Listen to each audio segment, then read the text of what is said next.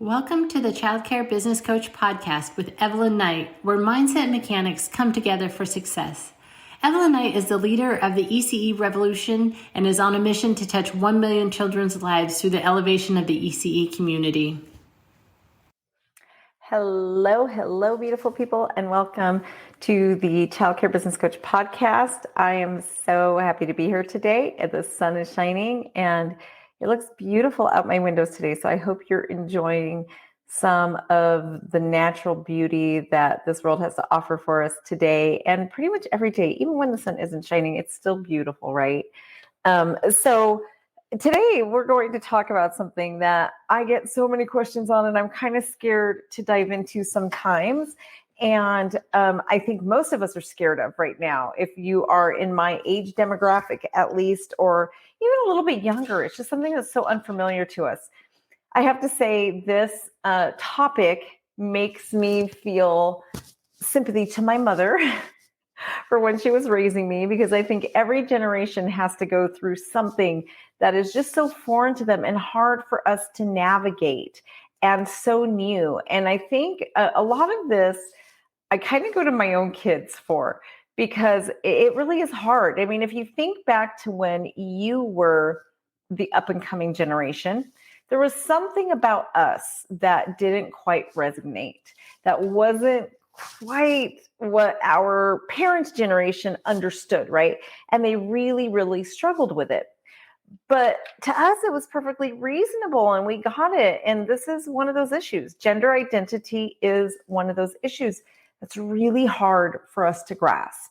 So I had to deal with this at my childcare center a couple weeks ago.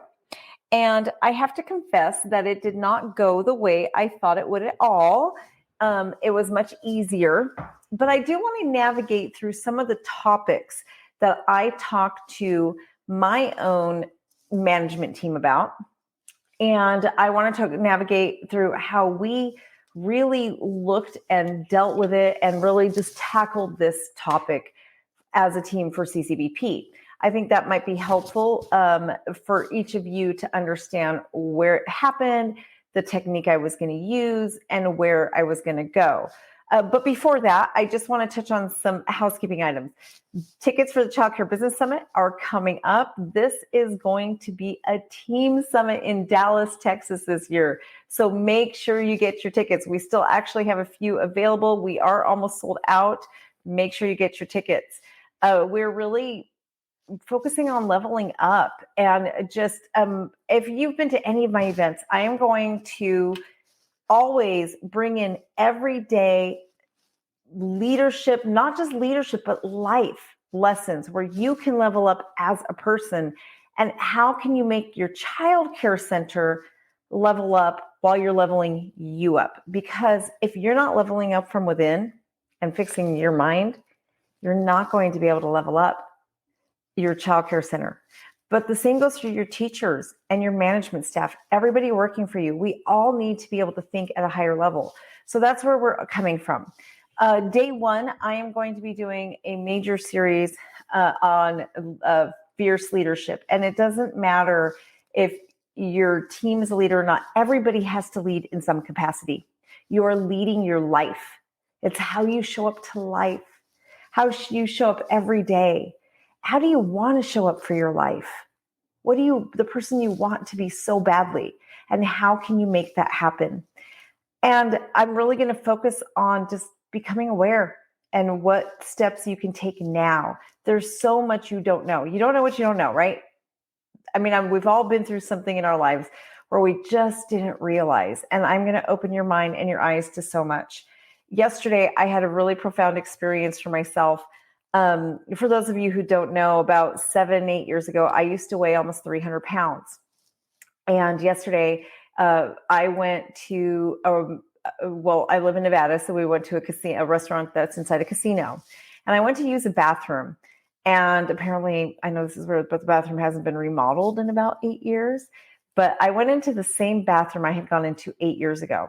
And 8 years ago, I think it was around 8 years, I'm guesstimating, but it's going to be somewhere between 7 to 10 years. So that's kind of where I went with 8. I went into this bathroom and there's a full length mirror. And at my old house and when I previously lived in, I didn't have any full length mirrors. So I only saw myself like basically what you see on camera is all I saw of me. And I hadn't been weighing myself either. And I had walked around the corner, right? The way this bathroom works, it's kind of weird. You walk in and then you walk around a corner and then another corner and you enter the actual bathroom. There's no doors, so they just kind of wind it through so for the privacy aspect of it. But I remember the first time I walked in that around that first corner and there was a full length mirror and I saw myself. And it was when I had gained so much weight. And I wasn't like, there was only a couple years in my life where I weighed that much. I was heavier, but I wasn't like that morbidly obese is what clinically I was classified as at the time. And I couldn't believe it. Like I literally looked in the mirror and I did not recognize the person I saw.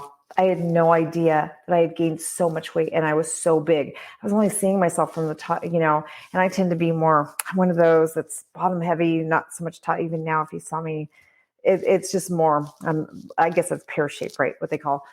And I just couldn't believe what I was seeing. I could not believe that was me in the mirror. And yesterday I had the moment where I came around the same corner, forgot that mirror was there, and there I was in front of the same mirror. But this time I was so happy because I had that flashback to being there 8 years ago and being so disappointed in what had happened to me. And after that, I had called my doctor, got into a doctor's appointment, got myself weighed, found out how much I weighed, and I was so disappointed in myself. So it was such a profound experience going from that experience 8 years ago to the experience yesterday where I was so proud of me for what I've done. I've lost altogether, I don't know how much it is at this point, but I know I lost count at about 160 pounds. So I'm literally more than 50% smaller, or I weigh less, I should say, than I did then. And I've just come so far that I was really proud of myself.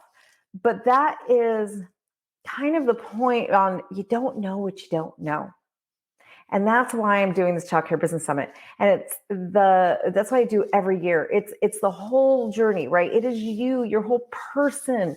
When you level up as a leader, it's going to come from you. And when I went on that journey to better me, it was like this domino effect.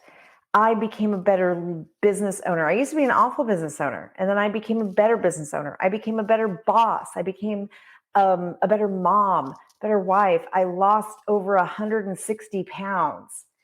I just really changed my entire life because I started to really learn how to make me better. And the Child Care Business Summit is going to revolve a lot around that. You don't know what you don't know. Sometimes we look in the mirror every single day and we stop seeing ourselves. I'm going to help you to see you again, but to see the beautiful side of you, the side that you might have forgotten exists. I did. And I went through years of self-loathing. Sorry. And now it is such a relief to be able to look in the mirror and not hate the person I see and really be able to accept and love who I am. And I know that sounds all, just kind of to some of you. And I know for you listening at the podcast, it's like, what is that? Right. But I know that just doesn't sound right. But deep down inside, that's what you want for your life. You want to be a great leader. You want to have a successful business, a successful life. You want to wake up every morning excited to be alive and to face the day. One of the things I love to say is I want to wake up every Monday morning and not say, oh God, it's Monday, but instead of, oh God, it's Monday, or thank you, God, it's another Monday. Just being excited for life. And you can have that too. And I'm going to go through, and we do have other speakers as well. I'm not the only one, but I am going to spend a lot of time working with you guys on Friday. And I'm going to take you through a huge process on day one where we really do the work. If you've done anything that I do, we really get in and do the work. I never want you to walk away with anything that you pay me for unless you have something tangible that you can take back with you to your center the day you go back to work and implement it immediately into your life. That is one of my big goals, is to make sure I don't waste your time. I've taken so many trainings, I'm sure there's some laying around here, that I have kept, and I thought they were amazing. They were wonderful. Actually, I know, I just actually found one I took last year, about actually a little bit over a year ago. Most amazing training ever, right? And I thought, oh, when I get home, I'm going to do this and I'm going to do the work and I'm going to get into it. But I never did. And it went into my filing cabinet. And I literally found it over the weekend and thought, I should have really done this. This is great stuff. And I did file it again. And I've told this example before, but I did exactly what I talk about. And I thought, okay, I'm going to find the time, but I'm going to put it in the file for now. And I'll probably go through my file next year, look at it and realize, just might as well throw it away. Never going to do it. My commitment is to not do that to you. I want you to take something with you that is going to change your life, that you're literally going to have something completed and ready to put into practice the next day. And that is what my customers tell me we do all the time, is we give you the stuff that you can actually implement. I give you the time to work on it so you have something implementable. So I know I kind of got on that soapbox. So now I will get back to the topic at hand. Let's talk about just these issues. And it is hard for a lot of us. And whether we disagree or we agree, that really isn't even the issue happening here, right?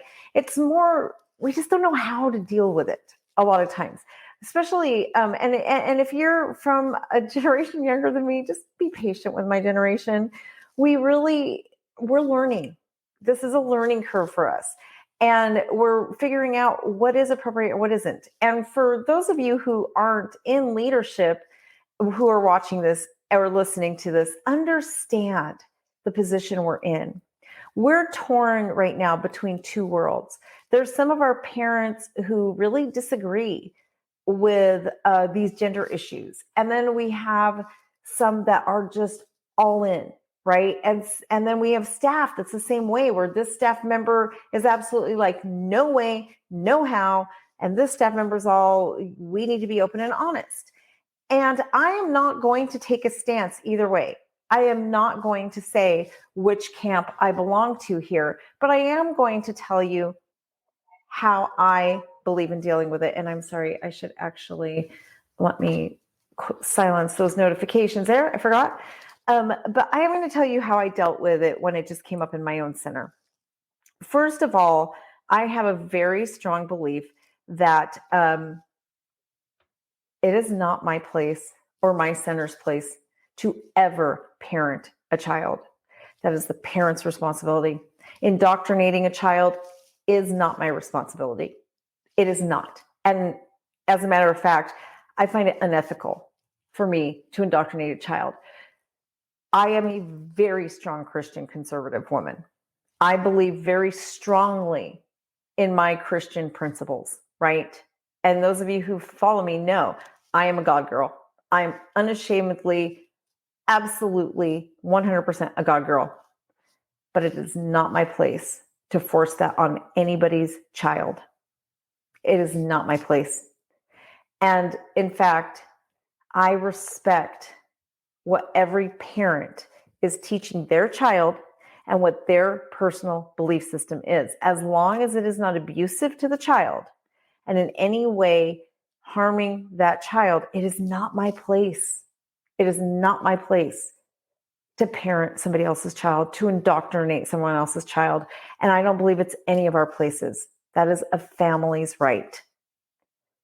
Who am I to say that you can't believe what you're supposed to believe, right? And I'm a very, for those in my personal life, I am pretty fanatical. I mean, you guys can see I've got a cross here. If you can even tell, I have a tattoo of my life Bible verse. It's like, it is me to the core. But I am not going to force my beliefs onto somebody else. Will I share it? I am unashamed of who I am. I will always talk about the love of Christ and how it changed my life, but I am not ever going to push someone away who doesn't believe what I believe. I'm not going to shame them, criticize them. And most importantly, I will never, ever indoctrinate their children. So a family's right is a family's right. So in that case, I don't think it's really matters what my personal opinion is. It doesn't matter because we are secondary to the parents, right? And that's how I feel, basically what I tell my teachers as well. It doesn't matter what we personally think. All that matters is what the parents think. But that means all the parents. And that can get sticky, can get complicated because this parent might believe this and this parent might believe this, and now we're going to clash, right? So basically, what I believe is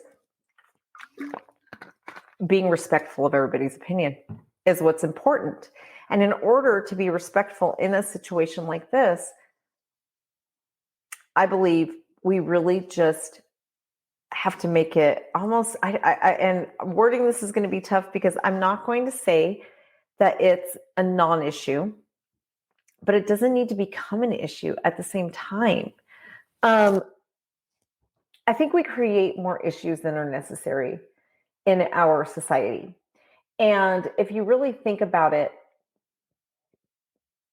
well, if you know, many of you may not even realize this, but human sexuality for children, younger children, like any child under 8 years old, they don't even understand human sexuality. It isn't even in their brain yet. We as adults understand human sexuality, but their brains aren't even wired yet to understand this. So we are projecting onto them our own feelings, right? But they don't get it. So why does it even become an issue, or why do we even bring it up? Why is it discussed in the ECE classroom? I understand teaching openness, right? And not being like not allowing them to become like hateful towards a group. That I get. Being like and that is the same thing with equity, right? It's just making sure that we show love and kindness to everybody. That is one thing. But the question of sexuality, they don't even understand it. So why would it even come up? Right? They don't understand sexuality. But I do strongly feel that kindness is important. And I know many of you who watch me and hear me know that as a Christian woman, you might think, okay, yeah, but, right? But Christ is love.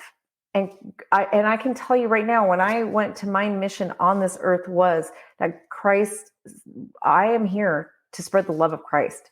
And Christ was the most loving person that ever walked this planet. Whether you believe he is the Son of God and the Savior of our lives, he was an amazingly loving and kind and welcoming person. To me, he was like the first person who really started the feminist movement. If you look at it, he basically treated women with equality, and he didn't let people disparage women for different things. He loved everybody. He loved the sinners. If you understood, like him going to a tax collector, back then they were seen as scum of the earth. He literally took what in that society was seen as the lowest of the low and befriended them and showed them love and compassion. So it doesn't matter, like whether, it doesn't matter. My job is to show everybody love and compassion. And my job is also to teach children to show everybody love and compassion. And I just feel like that is my personal, I'm not going to do this. Thank you for joining Evelyn today. For more information, please visit childcarebusinessprofessionals.com.